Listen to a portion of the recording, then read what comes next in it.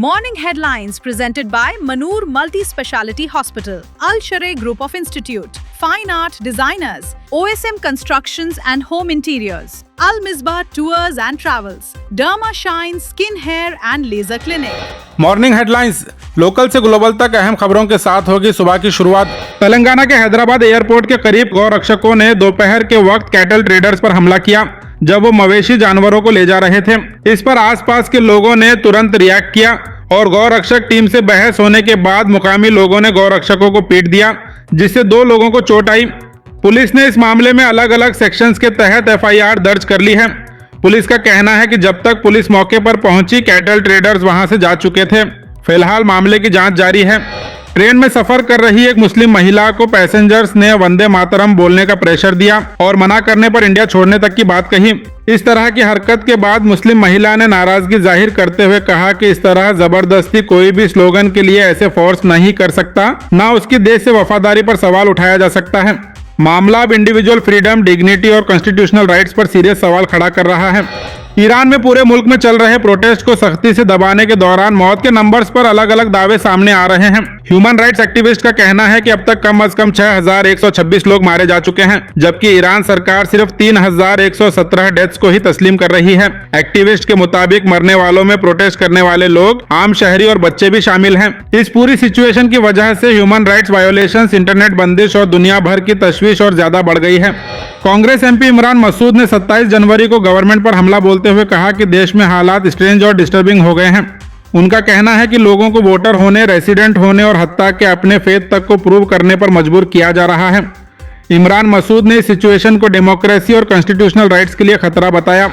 कर्नाटक में कांग्रेस पार्टी ने सेंटर के VBG रामजी एक्ट के खिलाफ सड़कों पर उतरकर प्रोटेस्ट किया। पार्टी लीडर्स का कहना है कि यह कानून गरीब, मजदूर और किसानों के हित में नहीं है, इसलिए इसे तुरंत वापस लेना चाहिए। इस प्रोटेस्ट के जरिए सेंटर की सरकार पर दबाव बनाने का पैगाम दिया गया है। गुलबर्गा में हाई प्रॉफिट का लालच देकर रिटायर्ड गेस्कॉम एम्प्लॉय से 2 करोड़ 24 लाख रुपए लूटने का एक बड़ा केस सामने आया है। अक्यूज्ड ने इन्वेस्टमेंट रिटर्न्स का झांसा देकर पैसा हड़प लिया, जबकि शिकायत के बाद पुलिस ने केस रजिस्टर करके इन्वेस्टिगेशन शुरू कर दी है। इस इंसिडेंट ने फाइनेंशियल फ्रॉड और इन्वेस्टर अवेयरनेस पर सीरियस सवाल खड़े कर दिए हैं। गुलबर्गा में 28 जनवरी को MSME एंटरप्रेन्योर्स के लिए एक अवेयरनेस प्रोग्राम रखा गया है। यह प्रोग्राम डिस्ट्रिक्ट इंडस्ट्री सेंटर की तरफ से RAMP स्कीम के तहत ऑर्गेनाइज किया जा रहा है। इस प्रोग्राम में एनवायरनमेंट और सोशल रिस्पॉन्सिबिलिटी जैसे अहम टॉपिक्स पर MSME ओनर्स को जानकारी दी जाएगी।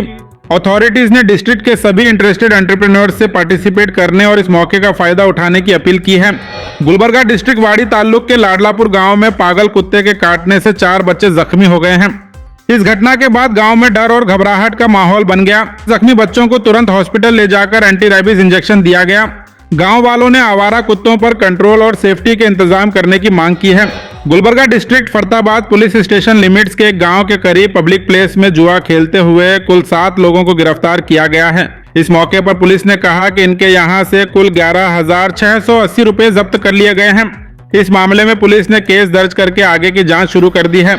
गुलबर्गा शहर के स्टेशन एरिया में 21 जनवरी को हुए एक खौफनाक कत्ल केस में पुलिस ने 4 आरोपियों को गिरफ्तार कर लिया है।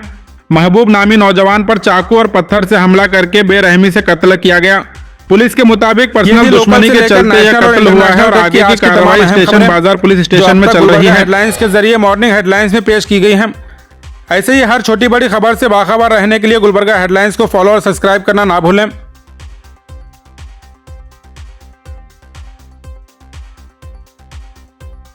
Morning headlines presented by Manur Multi-Speciality Hospital, Al-Sharai Group of Institute, Fine Art Designers, OSM Constructions and Home Interiors, Al-Misbah Tours and Travels, Derma Shine Skin Hair and Laser Clinic.